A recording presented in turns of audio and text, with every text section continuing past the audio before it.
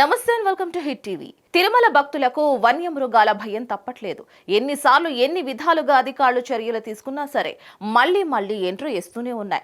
ఇటు టీటీడీ అటు అటవీ శాఖ అధికారులు ఎన్ని జాగ్రత్తలు తీసుకున్నా, ఎంత కట్టుదిట్టమైన చర్యలు చేపట్టినా జనావాసాల్లోకి జంతువులు చొరబడుతూనే ఉన్నాయి. మొన్నటి వరకు తిరుమల నడకదారిన వెళ్లిన భక్తులను హడలెత్తించిన చిరుతపులులు విరామం తీసుకుని మళ్లీ జనాల్లోకి ఎంట్రీ ఇచ్చాయి. ఇక తాజాగా మరోసారి అలిపిరి నడక మార్గంలో చిరుతపులి ప్రత్యక్షమైంది. దీంతో తిరుమల నడకదారి భక్తుల్లో మళ్లీ టెన్షన్ మొదలైంది. భక్తులు నడక మార్గంలో వెళ్లాలంటే భయపడే పరిస్థితి ఏర్పడింది. ఎక్కడి నుంచి ఏ పులి వచ్చి మీద పడుద్దో అని హడలెత్తిపోతున్నారు. తిరుమల అలిపిరి నడక మార్గంలో మళ్లీ చిరుత భయం పట్టుకు వచ్చింది.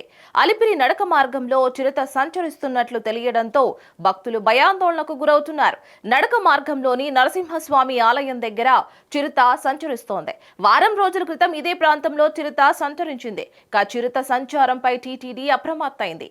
నడకదారి భక్తులను గుంపులుగా భద్రత సిబ్బంది అనుమతిస్తోంది. మరిన్ని అప్డేట్స్ కోసం చూస్తూనే ఉండండి హిట్ టీవీ.